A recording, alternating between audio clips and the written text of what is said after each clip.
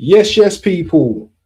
Welcome to a new show with me and my co-host, man like Tonyclaudegunnertv, Monday Night Madness. So you can make it call. You can call it Monday Night Madness, Monday Night Mayhem, Monday Night Mazza, whatever you want to call it. It's gonna be crazy. This show, yeah. Do you know what? Me and my boy Tony, as you all know, we're familiar with this thing. We just thought, you know what? We're gonna make a panel show today, but we're gonna do our thing because we've known each other for such a long time. So if everyone's doing panel shows, why can't we? So that's what we're gonna do. People probably gonna jump into the show later on today, hopefully. But we are gonna open up the show today, and we're gonna be bringing on different panelists. So it's not just gonna be Arsenal panelists. It'll be players. People from Man United, wherever we find them, they're going to be on this show. So welcome to this new show, and inshallah, God willing, this is going to make this show a success. But big up to my boy Tony in the building, man. How you doing, my bro?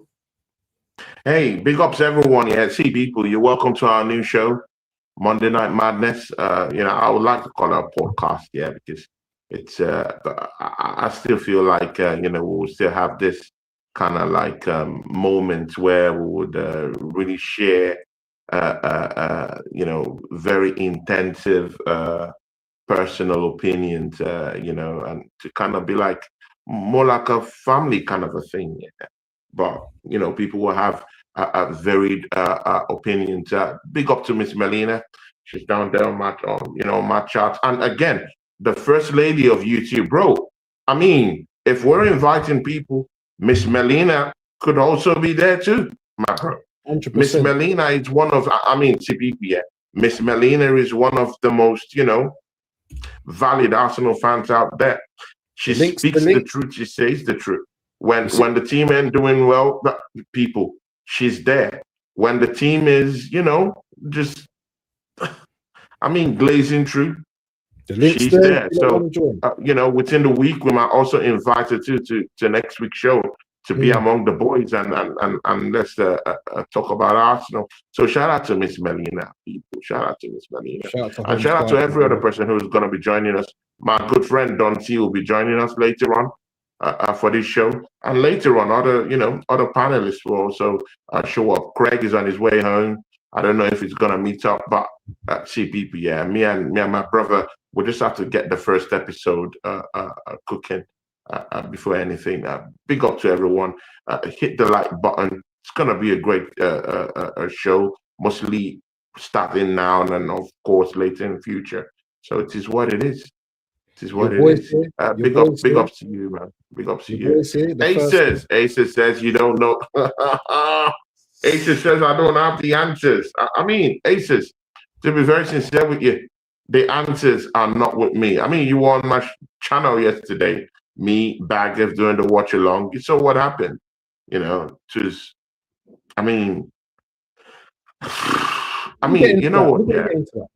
would just allow Abs to start the show, innit? Yeah, we're going to get into everything. We're going to get into everything, yeah? Tony, Deji is live with Northside tonight.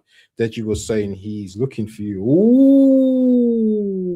Yeah, I might have to text. Yeah, Northside said I should join the show, but I was feeling like it's too late. But I might have to tell him that I'm popping in.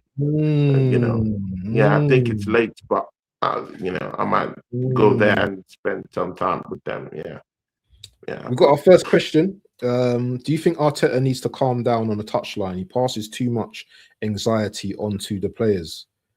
I think this is a question for you, Tony. No, I don't think that's the problem. It's not about the touchline. Many other managers are always on the touchline. Pep spent most of his career on the touchline. I don't really think that's the problem. Arsene Wenger, touchline. Ferguson, touchline. It doesn't have to be. Zinedine Zidane, touchline, passing out information. Ancelotti, touchline, passing out information. Although kind of like in a more professional manner, though. I understand. Always passing in information all the time. Yeah, I completely get that, but it has to do more about tactics, though, rather than the information you're passing on. Because I mean, you have to have the structure, you have to have how you intend to set up in a game, and to be very sincere with you, Mikel Arteta isn't really nuanced in understanding how to properly structure a game, how to properly uphold the framework and the structure of how to play different teams at different times. I'm sorry. I mean, you can look at it from the flip side. I'm not saying maybe I'm totally correct in that. AFC has a point in that. He's always passing that information. But I've also seen other managers that pass out information too. Haven't you seen managers who stay on the touchline? They're always there, always passing that information, always talking, and the players, they always listen. I just think it has to do more with how you intend to play, the intensity you're playing with, how the players follow through with how you want them to play, and that's what really matters, bro. Carrick was also there. He was up at the time. Also, he was backing out information. He was sending out, instruction. But the thing there was that one came to box, while the other one came to just sit back after one goal, and that's what you get. That's what you get. That's what you get. So I don't really think it's about just standing on the touchline. Carrick stood on the touchline, passed out information, and and it got to them properly, and they took the chances. That's the thing. I mean, again, it's not even only about holding possession of the ball. Yeah, it's also about. I mean, when you look at that Manchester United matchup yesterday, yeah, even before we even go into the nitty-gritty, of what really happened, that was a carefully orchestrated plan from Manchester United. It was a plan. They had a game plan coming into that game, and they just carried it out swiftly, like assassins, ranging from the goals, ranging from the defensive structure. Don't get it twisted. Manchester United defensively, we're good. I can hear some interference. I don't know what it is. It feels very. I don't know if you can hear it yourself, but I hear some interference coming from your side. I don't know what it is. I don't know whether it's the mic or something. Some interference. Yeah. It's like when you're talking. Are you using AirPods? No, I've removed AirPods. Oh, I had this before on a neighbor. Can you hear me though? I can hear you, but it's just very when you're talking. Yeah, it's really. I've never had this before with you before, so I don't know what it is. Shout to the assembled in the building, man. I think we need to. Hey, big up the assembled, man. Big up the assembled. Big up, man. Big up. Let me know, guys, if you can hear the interference, please. Yeah, because I can hear it myself. So it might. I don't know if it's coming from my side or his side. Let me come out of here first, and then I'll tell you if I can. Yeah. So people, I mean, it is what it is. Yeah, I can hear it. I can hear it. I can hear it from you. Yeah, I can hear it from you. Yeah, it's definitely on your side. Maybe come out. On my side, right? Come back in. Yeah, maybe come out and come back in. Okay. That might sort it out. Make sure you're slapping up the lights, people. 6 people in the building. This is the first of its kind Monday Night Madness. We're going to get into the game in a bit. Pretty gutted about yesterday, and I want to ask the chat, yeah, if he was a believer, or even if he wasn't a believer, what is your stance on this Premier League title now? Because I believe that we can still win it, but it's slowly draining. It's slowly draining out of me, because if we have another performance like yesterday against Leeds, which very easily can happen, then we really have to start worrying. And it's not beyond the realms for us to have a bad game against Leeds. Historically, you know, Leeds is always, Ellen Road is a very difficult place to go. You know, these guys are in your face, the crowds, and Leeds like to play football as well. Shout out to Fernie as well. So it's going to be a very difficult game. The lads must be feeling low in confidence right now. No wins in 3, defeat, first time at the Emirates. How is Arteta going to lift these guys? I really don't know. Shout out to Craig in the building, my brother. Yes, bro. Yes. Brother just pulled up, you know, just like that. Shout out to Craig in the building. Hey, I'm telling you, listen. It's the Avengers assemble right now, yeah. You know us brothers, yeah. Sometimes it's late, innit? But you know what?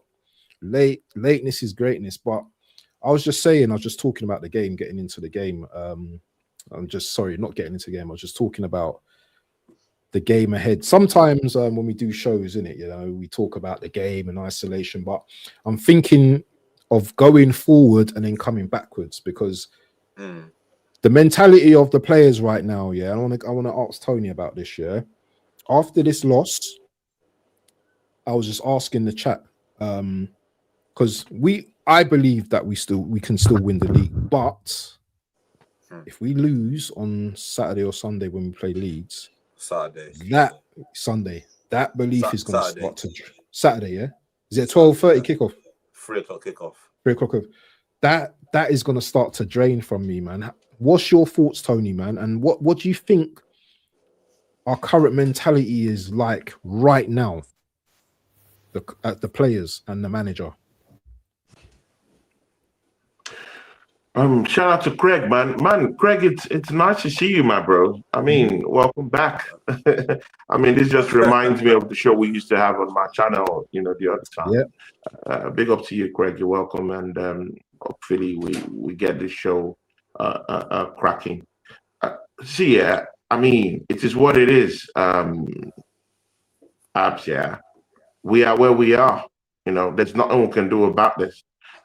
I mean, me and you have also had shows where I've told you that, you know, throughout the season, yeah, that we should expect that we would, you know, come across some losses this season. I wasn't expecting it at home. That's number one. I wasn't expecting it at home. I was really expecting it to be something like maybe away from home. You know, maybe to some mid-table team or something like that, but not against Manchester United and not at home. And again, if you check last season, yeah, when we first lost at home, it just opened up the floodgates for different kind of losses to happen at the Emirates on the day. I mean, it just opened up floodgate of a lot of losses, a lot of draws, a lot of horrible results at home that earlier in the season we looked perfectly okay. Yeah, and that thing started when we lost against Inter Milan in the Champions League last season. Yeah, and then from there it just went downhill. Even home games, we kind of like started getting those losses. West Ham did damage. So there's nothing I would say right now to that question you just asked. Yeah, that would be a perfect justification or a perfect answer to what I would give to you. It is what it is. We just have to pick up the pieces right now. We don't have to just bury down our heads in shame right now. But again, there should be some form of accountability, some form of responsibility taken by this team, taken by the manager. To be very sincere with you, I don't just only blame the manager for yesterday. I also blame some of the players. Also, Zubimendi, what were you doing, bro? In God's name, what were you doing? Yeah, I mean, you've done this thing against Tottenham Hotspurs, yeah? Give the ball away, tap, boom, send them on their way. Yet again, you give the ball away to not just a player, but to one of the most dangerous players. at Manchester United at a crucial time when you're 1-0 up. What are you doing, man? And again, bro, even for the goal Dogu scored, again, Zubimendi, you're the one marking, bro. What are you doing, bro? Well, I mean, it's good and okay if me, Craig, you say that, hey, that goal was a worldie. I completely get it. But worldie or no worldie, bro, we give up the space for Dogu to make that long run through that journey to actually get that goal, bro. If maybe it was closer, if maybe it was more effective in actually just blocking that area just a little bit, Dogu wouldn't have found it so easy to just bruise through and take that shot, bro.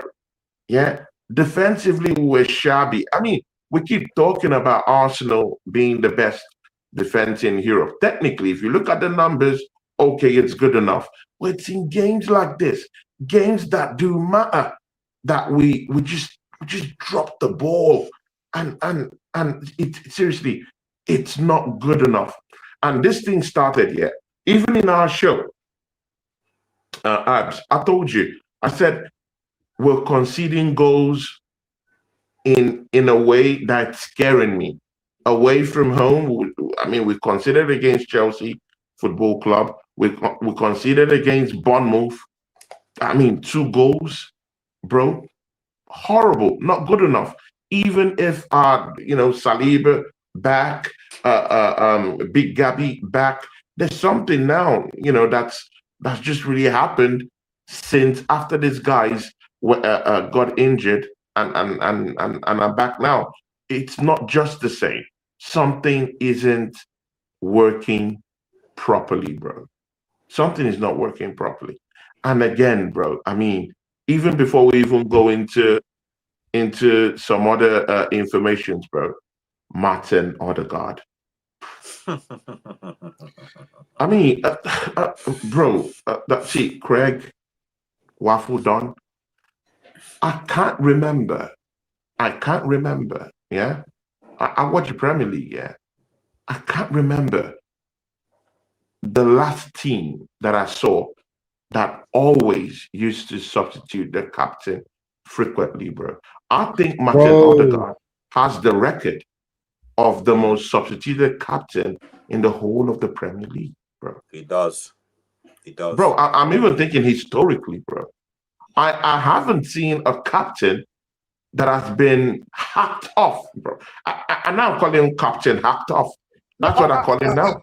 I want to ask you something. I want to ask you something Crazy, about bro. that. I want to ask you something about that, okay? If you're taking off this player every game, yeah, why are you then starting him then? This has to be a management thing, no? Yeah. A favoritism thing, no? Yeah. 100%. Yeah, definitely. But I'll allow Craig go on that one. Yeah, Craig, let's hear what you got to say. All from the assist he got for the goal yesterday, he didn't do nothing in the game. The game just passed him by, as usual. Every game that passes him by now. And when Eze came on, too little, too late. Nothing he could do. The game was already lost by the time he came on. We had no legs in midfield. Zubimendi was all over the place. So he's been taken off at half time, to be honest with you. He should not come out second half. And I know you're talking about the goal we conceded, the second goal. You know what Zubimendi did for the second goal? The ball hit Dogu on his arm. Instead of him playing on his referee.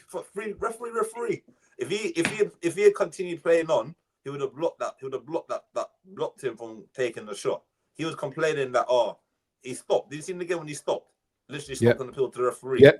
You see in football, if you don't hear the whistle, you play football out. You play on. Play to the whistle. Yeah. He did a very individual, even a schoolboy error he did yesterday, giving the ball away and appealing for the second goal. But for the first goal we conceded, when he gave the ball away, no, Declan Rice wanted the ball. He went forward. Yeah. Odegaard was too further up. So if Odegaard had dropped a bit deeper, he could have played the ball to Odegaard. Odegaard could play it to Rice, and we could have gone on the counter attack. When I looked over the game over and over again, I want to see how we could see the goals, and I realized why would we already 1-0 up, Instead of us going to kill the game off, why are we going all the way back to defense again, sideways, backwards, sideways, backwards? That's what frustrates the lot. So Man United were there for the taking yesterday. Once they realised that we were shaky at the back, they just capitalised and punished us. All the goals they conceded yesterday were all individual errors. None of them were like this goal they scored that they opened us up and scored a goal. All of them were individual errors. Even the one where Cunha scored. While we playing the ball back to Marino slipped. After Marino slipped, it was just a chaos. I think Kobe Mainoo pressed our midfielder, played the ball into Cunha. Cunha just had one touch and bang. Even the goal, Rare, they had no chance. But Rare, I don't know if Rare could have saved it. I don't know. No, that was. And seriously, it's not even the first time Marino is slipping, bro. For them to go score a goal, he slept against Inter Milan, and they just got the ball through. I don't see in the building. Yo, big up the Don, my guy. I need to start fixing up the layouts. Big up to Don C, bro. Yeah. Big up to Don C. My G. Hold on, people. Keep talking, yeah. I'm just gonna be doing a little something here, yeah. Just keep talking, but yeah, go on. Don, what are you saying about the game, bro? Frustrated? Mate, I'm highly disappointed. Highly disappointed. Do you know what, yeah? The score-wise, I don't care about the goals because you know what, there were 2 good goals, so you can't take that away from it. It's our performances, and the thing is, it's not in isolation, this one performance, it's the continuous performance like this that I'm disappointed in. We have players that can play, bro. It's time to let them off the leash, man. It's hard, man. And do you know when you lose to a team like United, Manchester United, if it was to Wolves or whatever, I wouldn't care, but it's Man United. The players should have been up for it. Do you know what, yeah? The players let the fans down. And this one here is on Arteta and his team selection. 100%. See, why does... Abs, I think it's on everybody, bro. Arteta, the players, they played like bunch of clowns, bro. I mean, how can you justify, Zubimendi, giving the ball away like that? Even in that Dogu, bro, it wasn't even marking Dogu. You ought to be marking Dogu in that situation, bro. You're giving the ball away for them to go score a goal. Individual players have to also take responsibility. Not just only the manager. The manager is the complete bozo. That's a clown on his own. But again, some of the players too have to take big responsibility also in how we're losing these games. Tony, I understand that, but the only reason why I'm putting more emphasis on the manager, because it's not just this game. Let's just say the Inter Milan game that was on Wednesday. He didn't need to play the plays that he did. And the thing is, you got to remember, Man United have a bounce because they beat City. They have a bounce because they got a new manager that understands what being in rivalry is about. And also, they have a week off. We should have rested all of our players and throw that Inter Milan game because we was top of the league. There was no way we couldn't qualify first or second. Yeah, that was ego about the manager. And if you saw the performance on Sunday, you would have saw a sluggish performance from most of the players that started. You would have realized that Odegaard has never had a great game against the Big Six team or the old Big Six team. This is what's on the manager.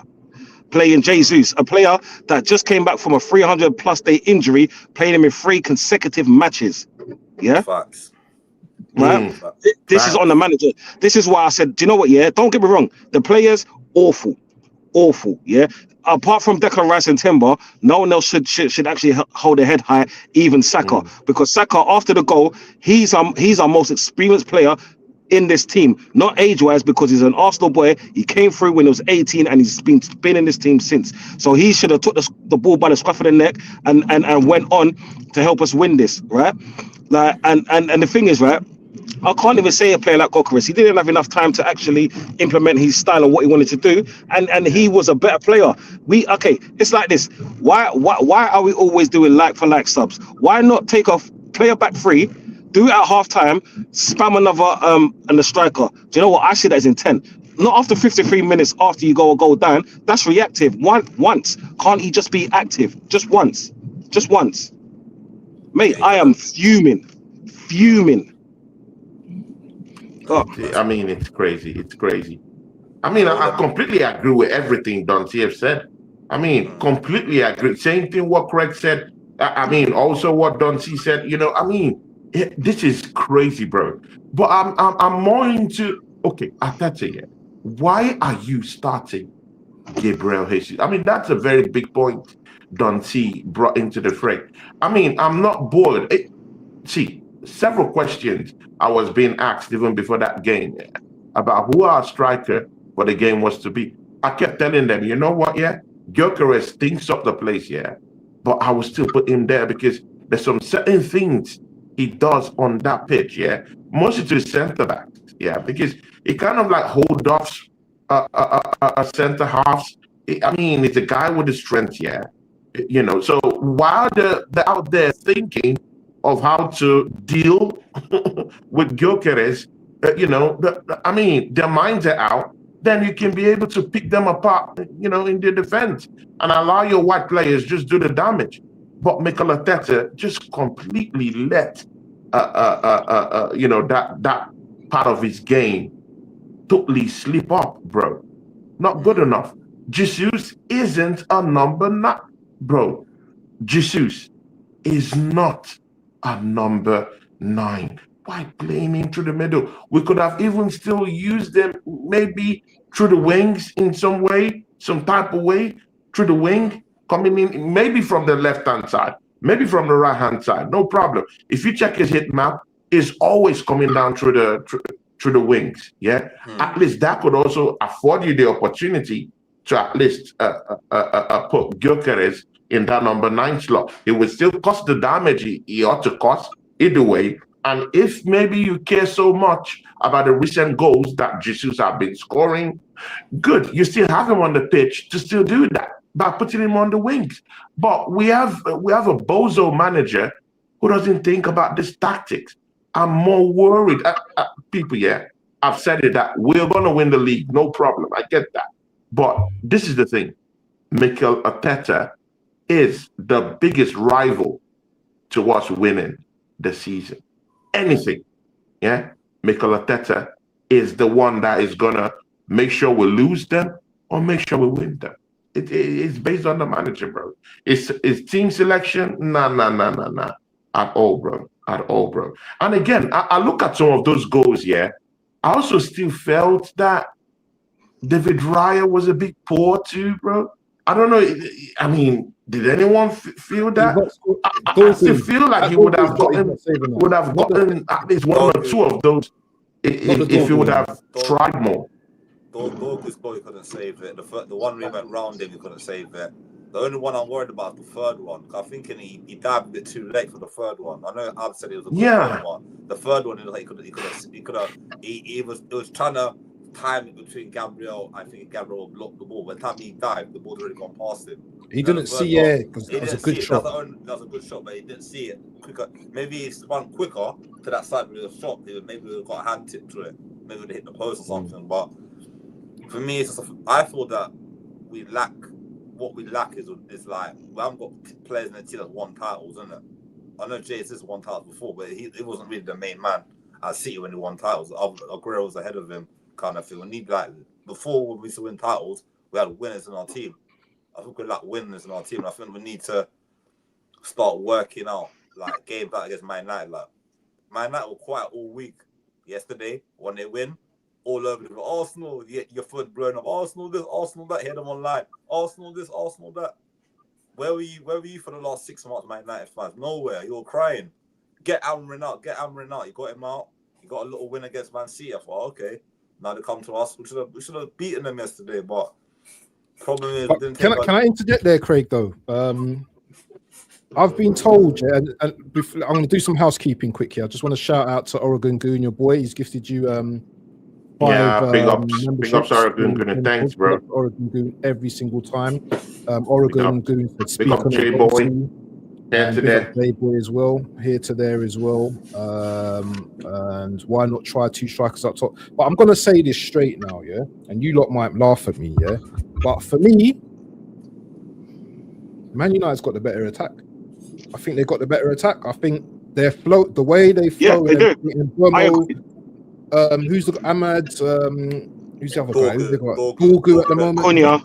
Konya. The way they flow. Konya. Yeah, bro. Yeah. The way they're balling out at the moment, it just looks nice. I'm missing that in our team, bro. It's just too like robotic. Why is Arteta like this? Why can't he just like? Do you think? And this is the question for the panel, the whole panel. Do you think he's just trying to do the pragmatic thing to get us over the line? Then next season we do the, you know what I mean, the open play thing, or is this just something ingrained in Arteta now, where he's just scared, he's kind of cowardice, you know what I mean? He'd rather not lose a game and just, you know what is it? What is it about this manager? It's too scared. It's too scared to open, like, let the handbrake off, as they say in games, especially at home. When you're at home, you have to go and attack. Against Liverpool, we didn't attack against Liverpool. We were too defensive. Like, you could have let the handbrake off. The only game we let the handbrake off this season was against Tottenham at home when we beat them. We battered them at home. That's the only game when they let Eze off the leash. When Eze was given no life to do his thing, Eze did his thing. Ever since that Aston Villa game, Eze got dropped. Every time he comes on the pitch now, he looks like he's cautious and not doing the things he was doing before. He looks very scared on the pitch. Like I said that about a lot of players, they're hiding in their shell. Like, they're not scared to express themselves. Man United expressed themselves, so that's why they got 3 goals. And they're playing good football, 1-2s, triangles, 1-2-3, popping the ball around all over the pitch. We didn't do that yesterday. We looked lost on the pitch. For real. You see, I don't think Arteta's good enough. I don't think Arteta's good enough for formation changes, because if you check it, he's a one-trick pony. He always plays the same players in the same positions. Yeah, I understand if we had world-class players that could go off tangent and be constant mavericks, but we haven't got that. We got more system-based players. You need to actually direct them to how they're playing. It's like Saka. The reason why I don't ever believe Saka could be world-class, because Saka takes too much instructions. Yeah. If you look at every single world-class player throughout the years, they're mavericks. They're just so talented. They just let it flow, right? Declan Rice is good, but we can't expect a midfielder like Declan Rice to always like put the game in his shoulders. Yeah, he's great at set pieces and all the rest of that, but then who else is there? When Trossard is having a bad game, who else is there? What, we're going to constantly be relying on our defenders? We've used our defense to win us games so much. We rely on that so much. I'm not saying that we play for corners, because we never do that. But in open play, tell me the last time you've seen a player run through the middle, and please don't say Skelly. Just tell me. You know what I'm saying?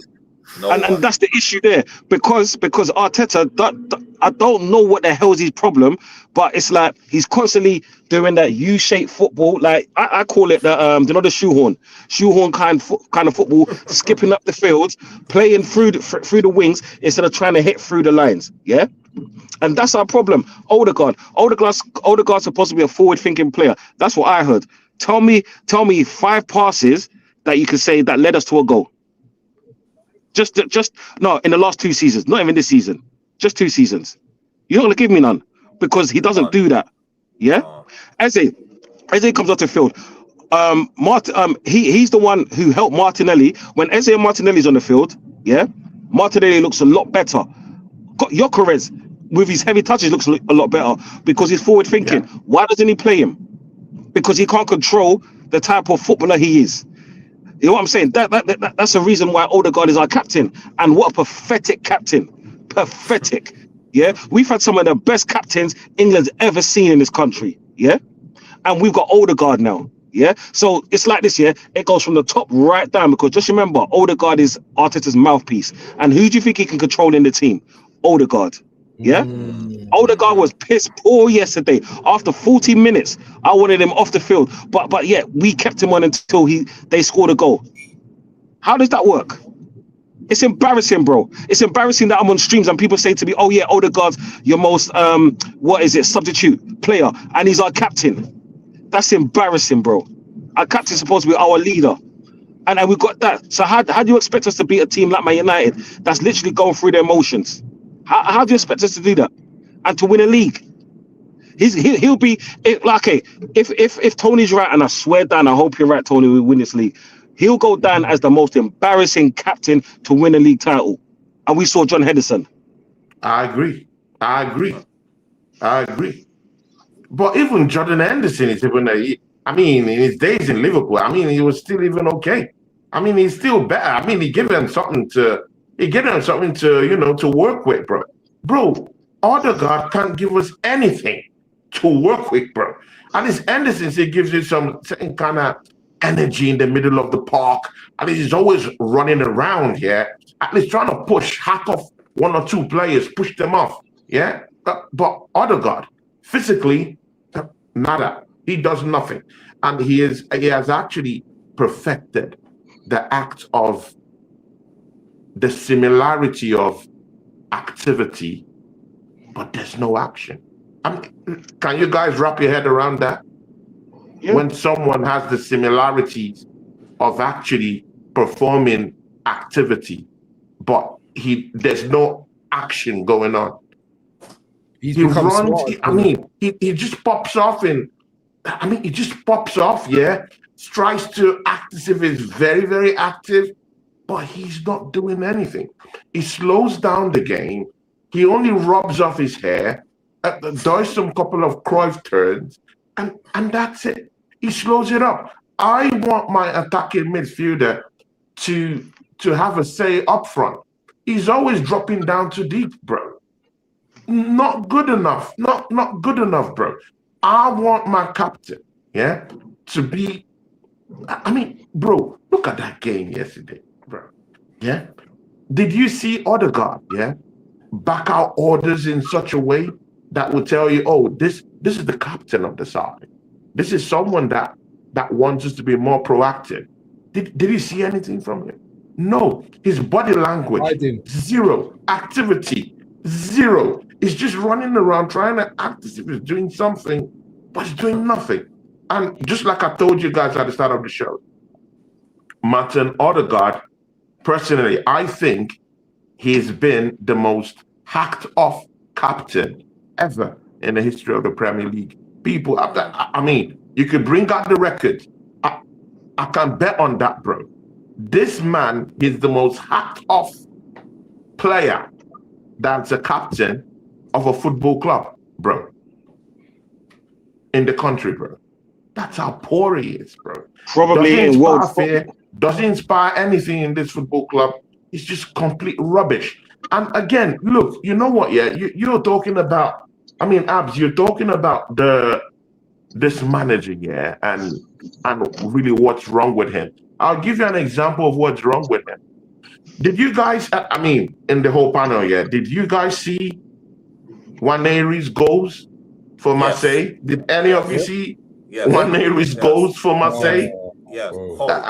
People, if you saw the goals he scored and the kind of goals he scored, and this manager is prioritizing Odegaard before that kind of player that can give you such quality, that can give you such goals from such positions, bro. That should tell you the thinking process, the modus operandi of the manager we're dealing with right now. What will make him make such decision? To send out someone who could be more, who could be more dynamic in the middle of the park, who could literally play that position Martin Odegaard is playing, and just because Odegaard is the captain, is the fancy player to have down there, and then you send Waneri on loan, and now the Zerbi is reaping the benefits of a player who, bro, you in the midst of a battle to win the Premier League, and you're sending one of your most, oh my God, one of your most don't make sense, does it? Bonders manager, bro. Bonders manager, bro. This is not good. It's not good enough. That should tell you his thought process. Him sending Waneri on loan and leaving the bozo down here, bro. Tony, no performance. No activity. Tony, sorry for interrupting you, yeah? I'm glad Arteta sent him on loan, yeah? And I'm glad that he's doing all of this. I'll tell you why. Because now these so-called top gooners, yeah, that are creaming Arteta will see that he's an arsehole. You know what I'm saying? Yeah? To see that he's got the right manager for us. Because you want to send a talent like that on loan and keep Odegaard, yeah? All right, chat, please chat. Get into this as well. Tell me, give me 5 games, yeah, that you've seen Odegaard play good in. Yeah, 5 games. I'll give you 2 seasons. Yeah, this season so far and last season. Please tell me 5 good games where he has played so good. He's never enough got man of the match or got man of the match. Right? He's been poor and he's constantly been playing. Yeah, and I don't want this to be the whole Ardegold show because there's so many more players that could get as well. Zubimendi has like he's been good, but then moments like this, yeah, in our bigger games, this is Man United. It's like, for me personally, as an Arsenal fan, there's four ties I look at, yeah, home and away Tottenham and home and away United, yeah. All the other games I don't really care about them. This is what I'm saying. Those games, you put the passion inside them, yeah. You put so much energy, but then when the handbrake is on, when you have an idiot like Arteta that's constantly playing players, yeah, in nonsense games, right? It's like we're halfway through the season. Like I said, why was players being played at Inter Milan? Why did Jesus start? You hear what I'm saying? Why did we bring on Moreno before Eze? Made that make sense? We brought on Moreno, and okay, Moreno scored a goal. Yeah, I'd give him that. But if you want attacking football, play your best attacking players. Why wasn't Martinelli playing? I swear Martinelli scored in a reverse fixture last year. Yeah, he scored against Man City. Yeah. He banged in the Champions League. Yeah, like these are tired players now, right? Martinelli, he's not a thinker. You know what I'm saying? He's more of a blonde. No disrespecting anyone. You know what I'm saying? But against tired players, you know he's gonna do something. And if he was on the field, you see that Cunha goal wouldn't have happened because Man United would have been pushed a yard back just because. Hold on.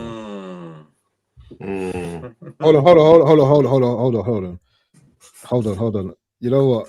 I have to do this, man. Keep going, man.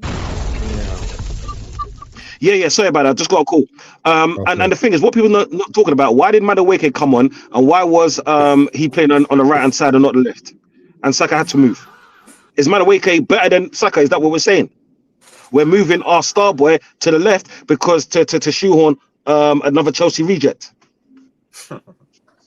But again, even the star boy had, I'm sorry, Don, he even had a poor game. I mean, let's not just even act as if maybe he had a good game. He had a poor game too. There was no urgency with his crosses. His crosses were half-baked crosses. Yeah, the corner kicks were okay, but he wasn't even in the game. I wanted him hacked off, bro. To be sincere with you, I wanted Saka hacked off, bro. Throughout the season, Donty, Saka has been dreadful, bro. Man has been dreadful, bro. Donty, Abs, my brother, Craig. Have you seen the numbers of Saka this season? Yeah, have you seen the amount of goals he scored? Have you seen his assists this season, bro? One of the poorest. And you know what, Donty? Yeah, this is the big thing that people are not talking about. Saka was just presented with a life-changing 400K worth of contract 2 weeks ago. Why do you think this man would look in that Arsenal squad right now and say, I want to win anything? 2031, 400K. And you know what, yeah? That 400K extends to also nearly 450K with bonuses every week, bro.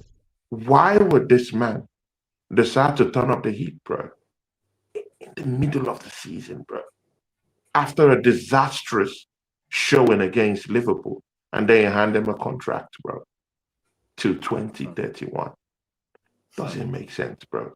Everything. And again, that's what I'm saying, yeah. It's not just the manager. It's from the top to the bottom. It's from the bottom to up, bro. Everywhere. We're failing in every cadre in that system, bro. It's just crazy, bro.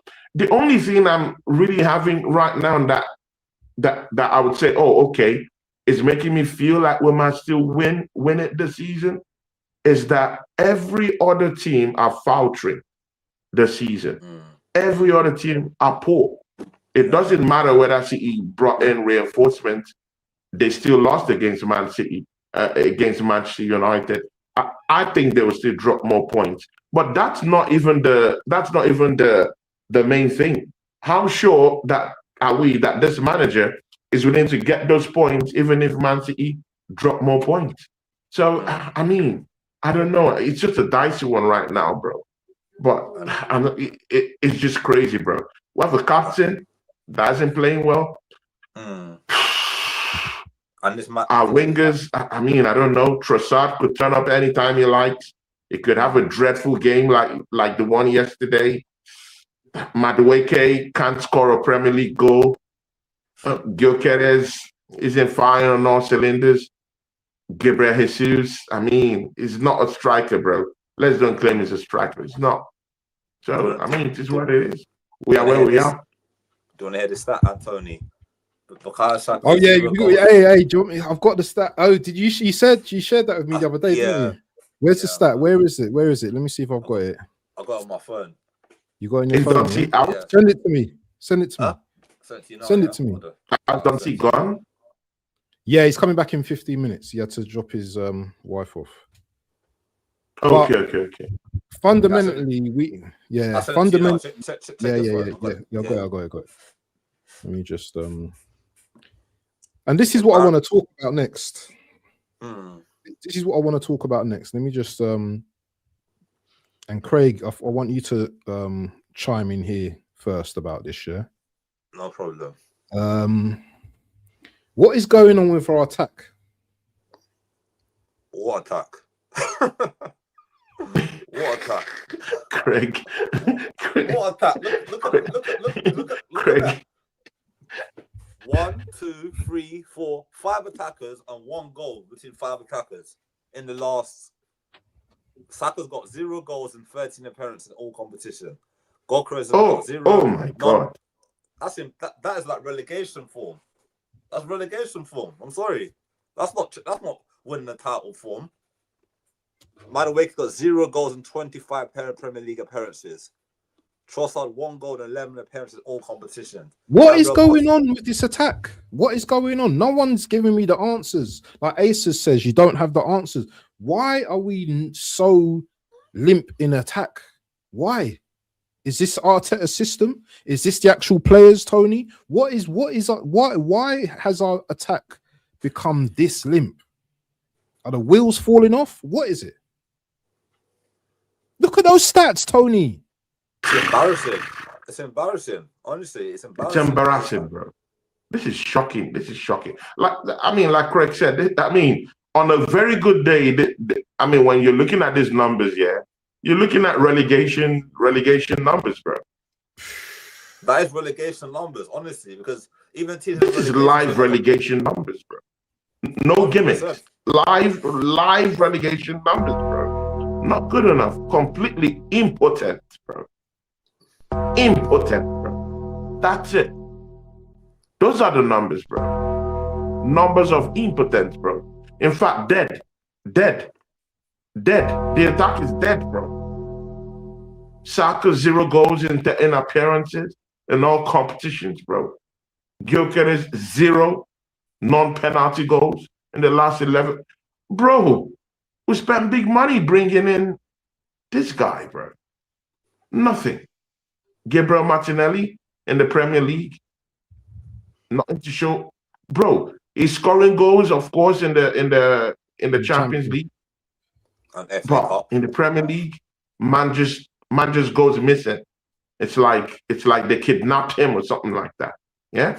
Noni Madueke, completely impotent in trying to give us anything called end product.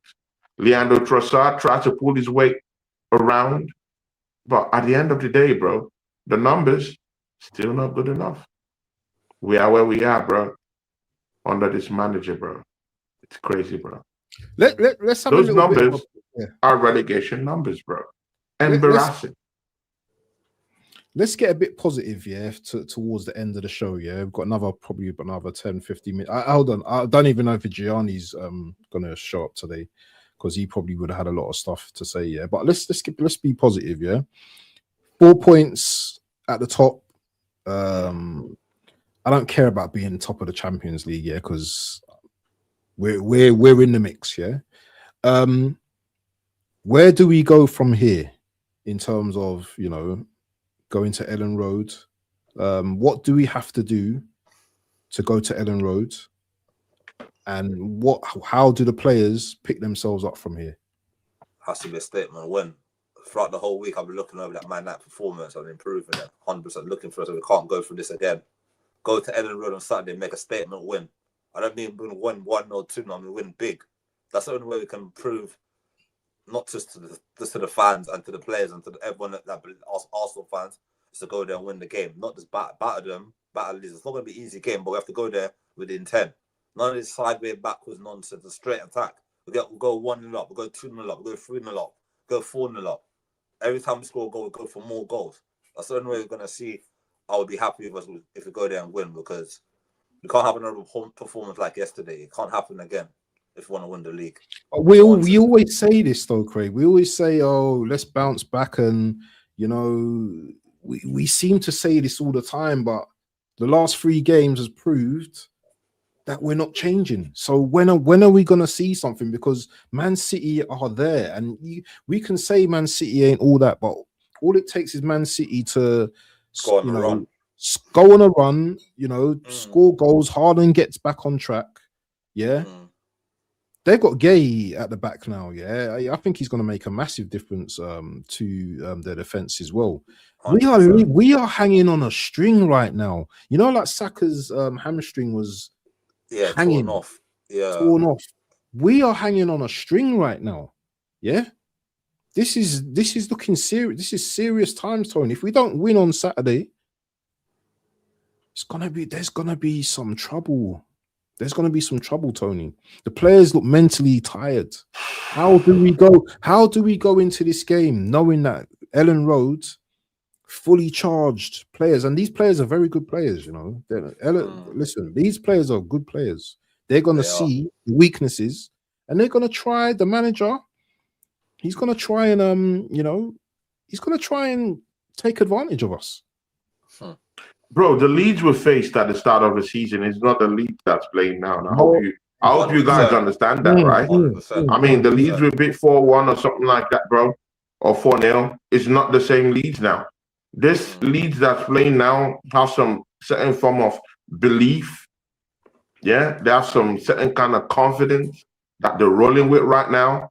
I think they've escaped the relegation battle because they're tougher at home to beat at home, bro. And again, traditionally, Ellen Road is a very, very hostile environment to go test your gangstering, bro. I mean, if you're going down there, yeah, you better be pulling up correctly. If you're not pulling up correctly, you will get checked down there, bro. The same way they've checked many other teams that are pulled up to Ellen Road, not prepared. I mean, bro, you're gonna get your pockets tapped, bro. And that's Ellen Road. It's a dangerous place to go, bro. The striker, former striker of Everton, who's there now, man has been having a new lease of life there. What's his name? Calvin Lewis. Bro, man looks like a man new. Man is scoring goals, bro. Bolters, bro. So, I mean, bro, I'm at home oh my God, bro.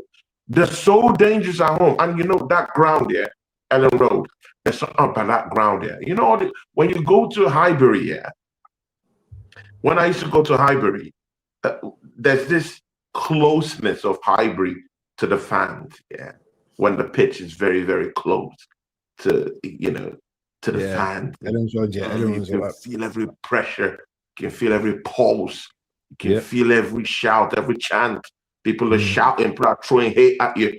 I mean, you get it. I mean, when you're in opposition coming to that kind of ground, yeah, you feel it. You feel the pressure. It's not like these modern stadiums where we have, this pressure-resistant space, spacing, going on and about right now. Ellen Road is still one of those stadiums that have, one of their old setup still intact, bro. So when you're hearing the screaming fans, bro, I mean, it's intense. The pressure is intense. Can our defense deal with it? Bro, we can pull up the numbers away from home. Against Chelsea, we conceded, bro. That's supposed to be the best defense in Europe, bro. We conceded 2 goals in that EFL Cup. Away from home again, Against Bournemouth, we conceded 2 goals. Don't forget about that, bro. It was a skirmish. We won. I completely get that. But we are conceding goals. When was the last time we had a clean sheet, bro? like when away from home, though. When was the last time we had a clean sheet in the Premier League?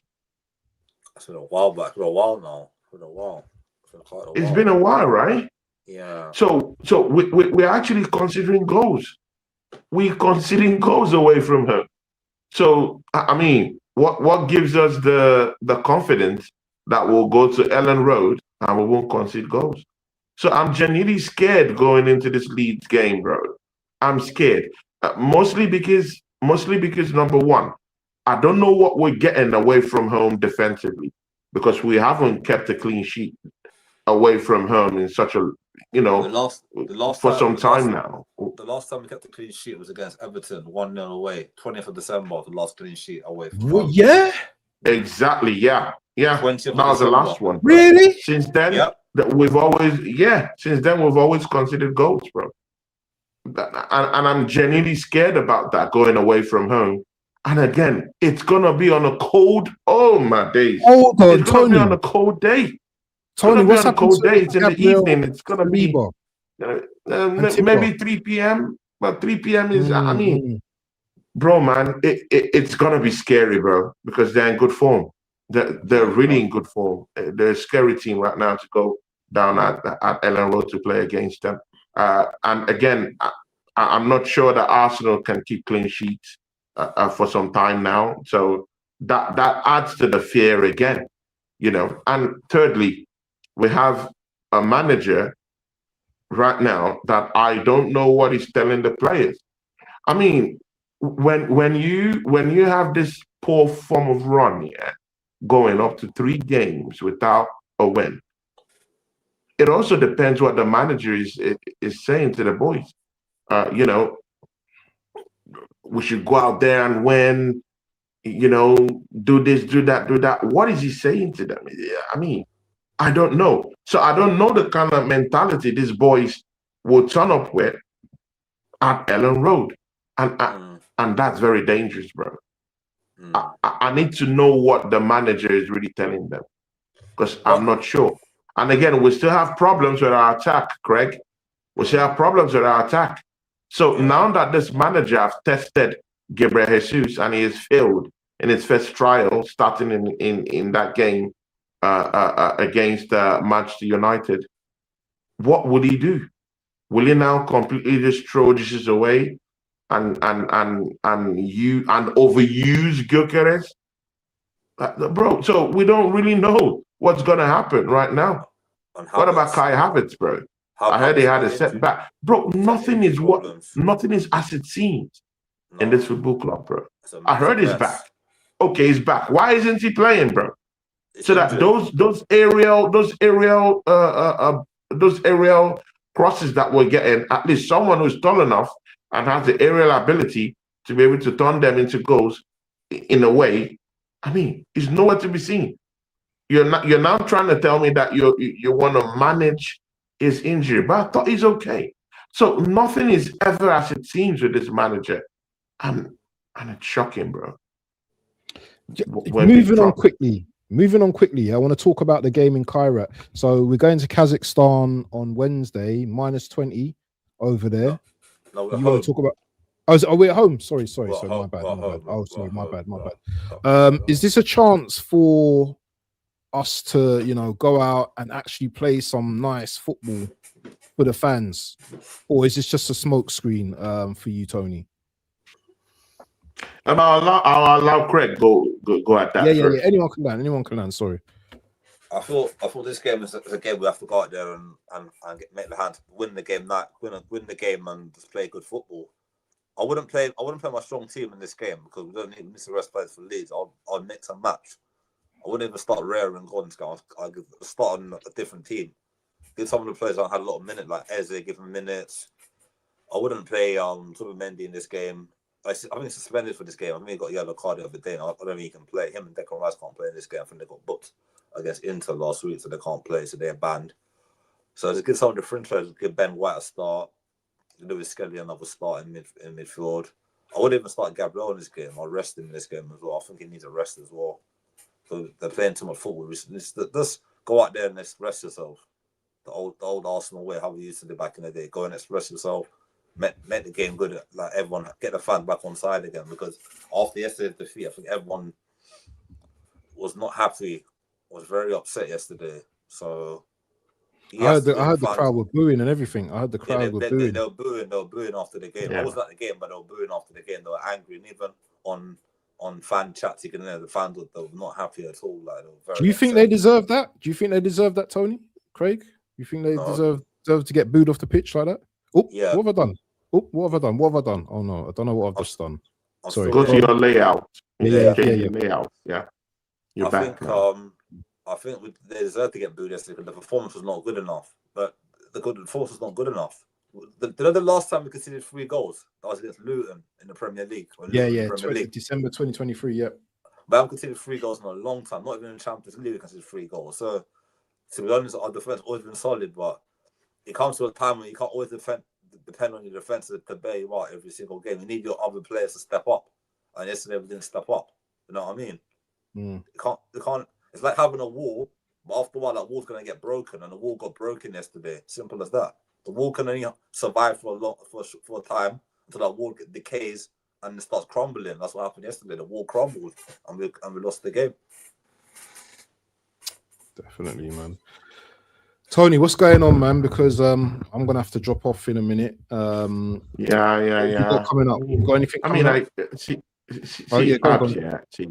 I don't need no performance against Kairat Almaty, bro. That's not where my head is, bro. Where my head is against Leeds. And again, we've seen this manager, he does things egotistically. Yeah? He's not someone that's forward thinking, bro. Like, that game against Inter, yeah. People, don't get me wrong. I want to win this game, yeah. I want to win these games, but there's nothing left to prove against teams like Inter Milan and Kairat Almaty. Bro, there's nothing to prove, bro. Completely nothing to prove. This should be games where we should be able to rest those players, give them the much-needed rest, and for them to go out in the Premier League, bro.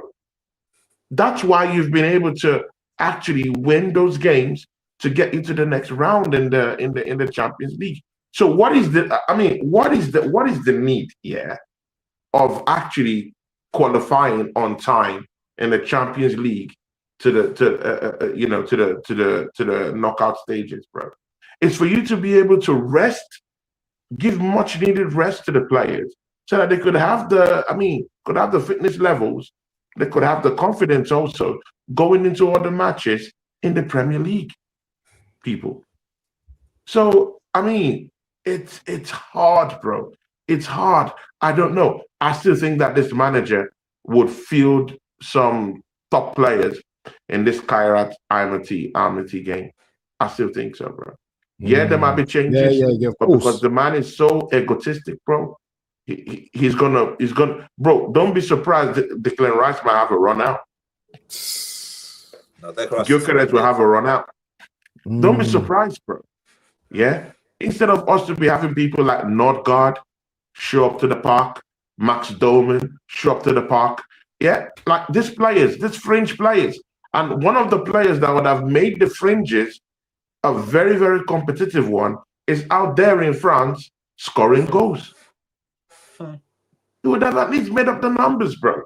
So right now, what a man shot right now. And imagine in 20 years, in 20 seasons, that Manchester United game was the first time in 20 years that Arsenal have all their players, in good fitness level.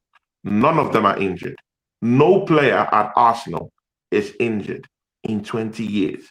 That was the first time we had a very, very, very clean slate in terms of fitness levels of all the whole players.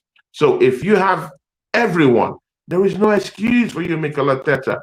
Shuffle the deck, throw your ego away. Shuffle the deck against Kairat Almaty. Shuffle the deck. and you know, and let's move into that Premier League game and try and muster something out of Ellen Road, even if I think to be a very, very difficult one. You know, I don't know. And again, these games, Abs and Craig, these games that we sort of like come out in the first 10 minutes and we're swinging and we're throwing everything out. Don't you think we should just kind of like take it easy in the first 10 minutes? Like we always want to, like, you know, run through in the first 10, 15 minutes, and we exert so much energy in the first 10, 12, 13 minutes. And have you noticed that in the 20th minute, in the 30th minute, they're fizzled out, they're tired, completely banged up. They can't mark, they can't close, they can't do anything. The attack can't even score goals because they've used the entire 10, 15 minutes to run like rabid lions, chasing nothing. And we don't even have the 2 goals to even back that up. If you maybe you've scored 2 goals after that amount of press, after that amount of pressure, after that amount of exerted energy, okay, I hear you. Then you can, you know, take your rest in phases. But in this case, at all, we just run. Notice in that game against Liverpool, in the first 10 minutes, all our energies was boom, boom, boom, boom, boom, boom, boom, boom, boom. It was like a war, it was like a thunderbolt. And then after the 15th minute, Liverpool controlled everything. And in the second half, we didn't even, bro, I could count how many times Gyökeres made a run. In that game, Gyökeres only had 8 touches, bro. The entire game. You know, the funny thing as well, we should try to see if we go to Arsenal training session one day, see how they train. I would love to see how they train. Just to see how he overworks the players in training. Just to see the intensity in training. It must be over 100 miles. So fatigue is a big thing. Fatigue is a very, very big factor that we're not looking at. I mean, we have to be looking at it. We come out fast in the first 10 minutes. We don't get 2 or 3 goals. And then we're back to the same problematic situation that we're always, you know, facing. We score maybe a goal, and then we want to defend that goal. Characteristics of what Mikel Arteta always does. When we score a goal, he wants to play a little bit safe, play a little bit defensive in a way, and then we're caught. How can we relinquish power after scoring against Manchester United first, bro? Because after that, everything just went downhill. I remember getting a text message from the WhatsApp group where Ab said, you know what, this man, I'm putting it how you said it. Yeah, we were in the first half, and you were like, oh my God, this man, the intensity have dropped. Can you remember when you wrote that? Yeah, because I see it. You remember that, right? Yeah, I see it all the time. Exactly. And that was around 30-something minutes into the game. So in the first 20 minutes, we're already tired, bro. Mikel Arteta do the right thing, Don't exert all your energy against this Kairat Amity or whatever. Just put the fringes there and let them do a knockabout with the boys down there, and then you come back and let's face it and see where we can go. However, I still think we can win the league, bro. I still think it's still in our hands. You know, if we win just 12 games, bro. Just 12 games, and we'll win this league. Easy. 12 games. Win the league. That's all we have to do. 12 games, and we'll win the league. Definitely. Listen, people, we're going to wrap up now, it's been a very good first panel show this week. We're going to be back next week. I don't know. We're going to work on like panelists and stuff like that as well. So, yeah, people, big up to everyone in the chat. Big up to, you know, my co-host Tony. Big up to man like Craig. Man like Craig, bro. Craig, was nice to see you, bro. Just like old times. Me and his original it brings back memory of. We're going to get a raid, you know. We're going to get a raid from the catch up, so you might have to just chill for at least 5-10 minutes. Okay. So, I'm gonna say this. Who out of like, pick one player who you would most like to see up their game for the Leeds game. You can pick everyone if you want, but one particular player that you would like, that you want to see improve drastically for the. Can I pick two? Game. Yeah, you can pick two. Craig, you go first on that one. Gyökeres and Saka. Gyökeres can start scoring more goals, and Saka can get more goals and assists. We're going to win the league. Them two, they're very crucial, I would say. And Eze again. Eze can pick up his form before Eze can get his form back again. Then yeah, that's what I'm hoping for. Yeah. And what about you, Tone? Shout out Ryan the Arsenal fan as well in the building. See, people, yeah, I need two players to step up real well and real hard, because these two players can get us the wins that we deserve. Just two of them can get it going for us. Saka and Declan Rice. Declan Rice has dropped off quite a bit in some certain kind of games this season, and again, that could be due to fatigue. He's always running. He's always bumping forward. Before man does 2, 3, 4 runs and and reruns and returns, bro, man is tired, bro. He's tired, bro. Come on, man. You can't give him a run out in the Champions League where he's chasing out this Inter Milan, clowns out there, and then you bring him to be chasing shadows against Manchester United that they're rapid. Younger guys down there, Dogu, tracking those runs. Umbuemo, he's still doing defensive work at Arsenal, bro.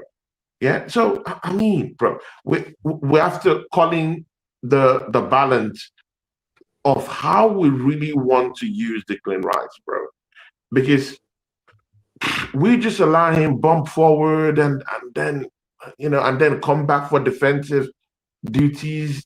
I mean, all the time, man. I mean, it's not gonna work. It's not gonna work like an entire season. Yeah, it could work in those kind of games where where we keep the ball possession, where we don't need to run all the time. We just need to calm down and pass the ball around. Yeah, I completely get you. We can escape with that. But in intensive games where energy will be exerted, where you have to keep that balance, bro, you can't afford Rice to be just bumping forward anyhow without no responsibility, no accountability, bro.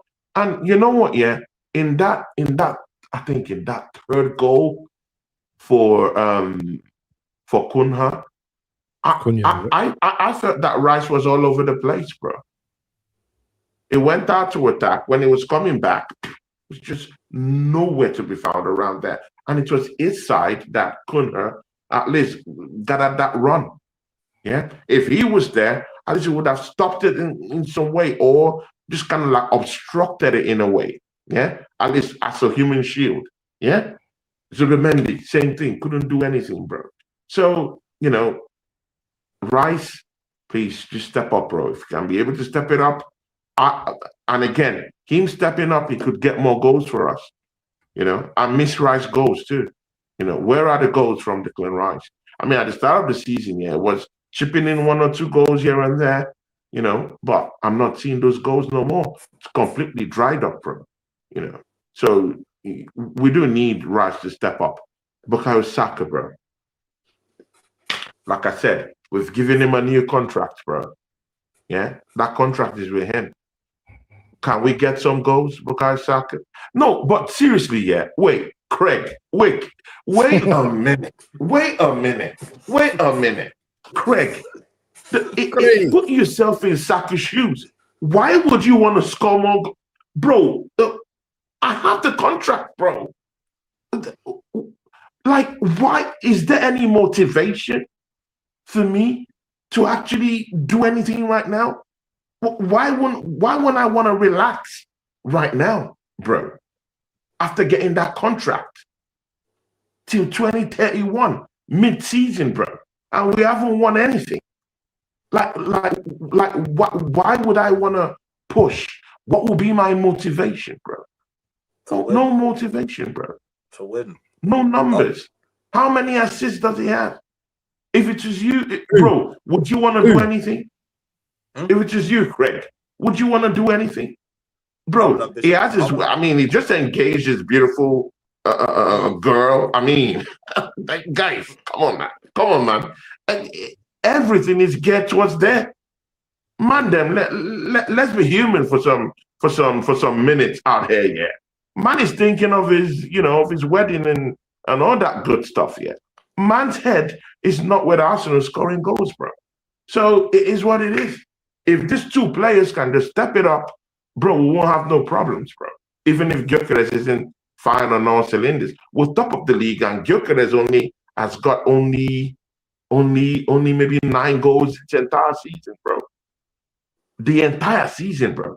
Only like 9 goals the entire season, and we're top of the league in every single competition that we are in the season, apart from the ones that don't have that are not skilled in terms of first to second, but we're favorites to win that. Yeah. Can you imagine, bro? So it is what it is. We need this player to step up. But what about Max Dolman, bro? If Waneri can be used, why can't we have him? Still injured. He's not injured. He's fit. Is he? Every player is back. The Manchester United match is the first time in 20 seasons that all our players are fit. Max Dalman's still injured though. He's injured. He's not considered like hold on, let me check. I heard everyone is back. Even Kai Havertz is not injured. It's not. They're just managing his situation. They're trying to manage his minutes at the moment. So exactly. So there's no player that's injured. I heard that Nkape is back, Calafiore is back. All these players are okay. They're good. We don't have no injuries, bro. But you know what? I want to switch to like the team we played, yeah, because Man United seem like they're on a resurgence at the moment, yeah. Can Man United make top 4 the way they're playing? Because the way they played against us, they balled out against us. Against City, they balled out. Their attack, they got a decent attack. They got Bruno Fernandes, he's good. Casemiro, he's still got a season in them. Their defense maybe is their weakest link at the moment. Can Man United make that top 4 spot? Because I heard some man saying that they can win the title. I heard man talking like that they can catch us. No, that's preposterous. That's stupid. Whoever says that, they're idiots. Do you know what, yeah? Them getting 5th solely relies on Chelsea. Because the one thing that they've got over Chelsea is a better manager, it seems. But do you know what, yeah? Man United is the team that will beat us, beat City, and lose their next game. And that's why I said it relies on Chelsea. What about Liverpool? Liverpool are dropping at the moment. Do you know what, yeah? That's a good one, but Liverpool are so inconsistent and it's unbelievable. I don't think Liverpool fans actually believe in Liverpool this season. Because it's like, did you know Van Dijk? When have you ever seen Van Dijk to make constant mistakes in a season, or for Salah not to score in at least 1 in 2? That's true, Boy. That's true. Ekatike is not that great. Wirtz is inconsistent. He only turns up against smaller teams. Gravenberch. Remember people were saying Gravenberch was the best DM. Now, when's the last time he's even scored a goal? Soboslai, apart from the penalty and the goal against Arsenal, what has he done all season? Scored on Saturday. Anyway, he scored a couple of free kicks. He scored a couple of goals this season. He's been used out of position, though. He's been used out of position, though, at the start of the season. It's not enough because look at their defense. They'll score 1 goal and concede 3. That's what you see Liverpool's about. Whenever you ever seen Liverpool under Van Dijk do this? He had good partners next to him. He has good defensive partners next to him this season, to be honest with you. Like, Konate has fallen off a hill. Compared to last season, Konate was their one of their top defenders in the league last season, and he's just kind of for the raids. He kind of fell off this season, so they kind of and they lost Trent as well. Everyone said Trent was the weak link, but Trent seemed to be the missing link this season for them as well. So Hold on. Just want to big up to the catch up here. They're just raiding us right now, so yeah, it's gonna get hella busy. Big up to KJ in the building, man. Listen, I need to get you on one of our shows, KJ. Yeah, so big up to you as well. Yeah, big up to Twisty for Fate as Big well. up the catch up. Big up Twisty. Big up Catch. We got SB and Catch as well every single time, man. So, how's the league looking for you guys? Yeah, give me a percentage, yeah, each one, yeah, of how much percentage you think Arsenal could win the league. So me, I'm going for maybe 60%. What about you, Craig? 65. Tony? I think 85% will win the league, bro. I still think this league is still ours to lose. Yeah, I still think so. And again, I still think that points will still be dropped. Man City will still drop points, though. They will still drop points. Aston Villa will drop points, bro. No one is going on any run. There's no run. Because most of the smaller teams or mid-table teams are also scrappers, too. They're scrapping. Everton is scrapping. Leeds is scrapping, bro. Nottingham Forest, they will scrap at the end of the day. They went away from home and beat Liverpool at the end. People forget these things, bro. Bournemouth, still a dangerous place to go away from home. Man City have Tottenham, yeah, this weekend, bro. Yeah, Tottenham is shit. I completely get that. But the manager is also embattled, too. He's an embattled manager. He needs to win that game or he might be sacked at the end of this weekend. So, so these teams will scrap. There's one reason or the other why they will scrap and they will get points from the top teams. So, yeah, Arsenal will drop more points, but yes, so will City drop points. So will Aston Villa drop points. So it is what it is. There you go, look, there you go. I'm going to stop you. There you go. Character the one winning run. They're not playing. I'm telling you, Man United are not playing. Man United ain't playing, bro. Seriously. Don, what are you saying? What's your percentage for the league for Arsenal? 30%. 30. Woo. 30%. The reason why I'm doing so low is because we've been in the situation. No, 30%, bro. We've been in the situation 12 times, right? You got to remember everything that Tony said is right in one sense. But you got to remember, if they're scrapping against everyone else, they'll be doing the same thing with us. Our last few games, we've got all the bottom half of the table. All the bottom half of the table. We haven't got that thing of, oh yeah, we're at the Emirates, we've been unbeaten all season. We haven't got that anymore. This is what I'm saying. We haven't got that fear factor. And because of what Tony said, I'm giving us 30% because we've got Arteta and I've seen this before. Just remember, 3 seasons ago, what happened? 2 seasons ago, what happened? Last season, what happened? And it seems like it's around this time when we lose against a big team that's been doing poor. Just remember, we're the team that always gives the player their first goal of the season, or if they're going for a bad form, their first win of the season. And because of that, 30%, brother. For real. Yeah, you're right. Yeah. You're right. I mean, but again, you can understand the doubts of everyone on this panel, though. You can understand the doubt. We've seen it before. I mean, Don T says it as it is. Yeah, I mean, we've seen it many times without number. When we'll have the chest and say, "Hey, we're going to do this. No one is getting the run." But then, I mean, we just see Liverpool just win from start to the end, and no one is dropping points. But again, I still think this season is a more crafty season, bro. There's something about this season. The smaller teams, the teams in the bottom half, the teams in mid-table are scrapping, bro. Everton is scrapping, bro. They're scrapping. They want to get points. Crystal Palace are eyeing, an Europa League, berth. Teams like Wolves Leeds are winning, right now to the very end. I mean, Nottingham Forest in a relegation battle, they will still scrap. They still have Aston Villa. They will scrap to the very end. City still have Everton to play. They still have to meet Tottenham, and then battle Tottenham. They still have to go away from home down to Liverpool. I mean, they have all these tricky games they still have to play, bro. They still have to go away from home to the Vitality Stadium, bro. You knew what we saw at the Vitality Stadium, bro. Not an easy place to go. Not an easy place to go. So all these games, yeah. Later on, we'll see what it really means, yeah. But nothing is a given yet. Points will still be dropped, bro. Even this Manchester United we're talking about, bro. There's no way anyone, bro. There is no way. I saw Twist, write that stuff there, bro. There is no way United is coming back to win the league, bro. Bro, cut it off, bro. Don't do that, bro. Don't do that. Cut it off. Cut it off, bro. Cut it off, bro. Don't do that, bro. Don't do that, bro. There's no way. No. Does anyone believe that? Does anyone believe that Man United is coming back to win the league, bro? Come on, bro. Don't do that, bro. We're not doing it. We're not doing it.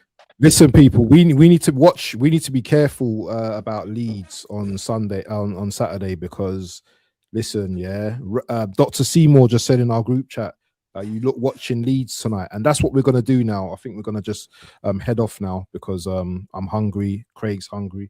I don't know if Tony's had his dinner yet, but I need to eat. I'm really hungry, and I don't like to eat too late. But people, yeah, we'll have a show next Monday, same time, around the same time. Hopefully we get on a few other panelists as well. This is probably hopefully gonna be every week, every Monday around the same time. So make sure, guys, yeah, you tune in to the Monday Night Madness show. And make sure you subscribe to all the channels that are in the description. Tony's channel's in there, Craig's channel's in there, Don's channel's in there, and myself there as well. Any last words, people, before we get out of here and we make it a wrap? Big up to everyone who came down here. Craig, it's nice to see you down here, Magic. Nice Always, man. And of course, our friend Don Conversations, just like old times, me, him, Flawless, doing our thing on Sackers and TV. It's nice to see this, to see this energy, and hopefully, we keep going with the energy, and probably next week, some other giants would show up to the show too and help us out down here. People, I mean, it is what it is. Subscribe to the channels that you see in the link below. I mean, Craig, I don't know your channel. Have you heard that out yet? Man, you have to sort that out, bro. This guy's a celebrity, channel, bro. I mean, I know your brother has a channel, but you have to have your own because you're your own man. You're yourself. You have to, get it. And from there, we can help. We'll help you build it up and everything. We'll help you build it up. Everything. It doesn't matter, bro. Just put it up, bro, and let some subs come down there, and it's your own channel. It's you doing your own thing. So it's what it is. Big up to Conversations, doing great things out there too. Me and my fellow co-host will be back here next week. The big Don himself, Waffle TV, who's hungry now and wants to go devour something right now. So, I mean, it is what it is. So people join Craig's hungry as well, Me and Craig, Craig, I'm still waiting to link up with Craig to get some food. This guy. Hey, actually, what are you doing this weekend, bro? You playing football? This guy, man. He's not serious. Craig and the food. Craig and the food. What man is a mechanic in that food? The mechanic in that food kitchen, bro. Weekend, didn't it? Obviously, football's 3 o'clock or whatever. You told me, innit? We're messaging, yeah. Waffle, remember the 95 season, Newcastle 12 points clear of United. Yes, I remember that. What happened? Yeah. These men are confident right now. They're confident. Man United fans. I don't know if you listen. I think we need to get some Man United fans on next week, Tony. Because if they lose to Fulham, they're getting cooked. Bro. I'm giving it to them. They'll drop points along the way, bro. They'll drop points. And again, don't forget one thing: styles make fights. Yeah, exactly. Our styles, Man City style, Arsenal style, all crumbled. But it doesn't mean that they'll face Everton and they will smash them up. Doesn't mean that they will face Nottingham Forest and they won't stink up the place. It doesn't mean they won't go to any other part of London and get snuffed out. It depends, bro. Carrick is not manager extraordinaire. He's mere mortal, sacked by Middlesbrough. Yeah, he's doing a good job with Man United, but again, let's see, bro. I'm not completely consumed by what I'm seeing with Man United. It is what it is. If Arsenal control the game more and our dumb players didn't give the ball away and we actually coordinated ourselves in defense, we would have beaten them easy, bro. You know, I'm not taking anything away from them, but we are our own, you know, we are our own problem. Nightmares. We threw it away. We threw it away. We scored first. People, don't forget, we scored first. We scored first, bro. If we stank up the place and said, okay, good, let's just pack up shop and we defended properly, we have the Emirates to back us up, we could have done that. But I mean, Arteta, I mean, what a bozo, bro. I'm still pained, bro. I'm still pained. Waffledon, Craig, I'm hurt. I'm still pained by why Man United will beat us, bro. I'm hurt. I'm pained, bro. I got mental stress yesterday, bro. I got mental stress yesterday, bro. I broke down, bro. You're not the only one. Some Man United fans come out the woodwork yesterday. Woodworks, you know. Haven't heard from them for months, you know. Months. Jeez. I swear, I was so pained, yeah. Hey. Bro, I don't advocate for anything, drugs or anything, but, bro, I would have taken cocaine yesterday, bro. I mean, bro, I was so hurt, yeah. I've never done that in my life before, but, bro, I needed something to just drain the pain away. And I needed so, bro, I was angry. I wanted to smash something. I just needed something to just, bro. I don't know, bro. I don't know. I went to bed, you know. Don't tell these man that. These man are going to crack up. Listen, guys, we definitely got to wrap up now, man. We definitely got to wrap up. Listen, people, yeah. Make sure you slap the likes. Make sure you subscribe to the channels. And yeah, we will be back next Monday. Peace.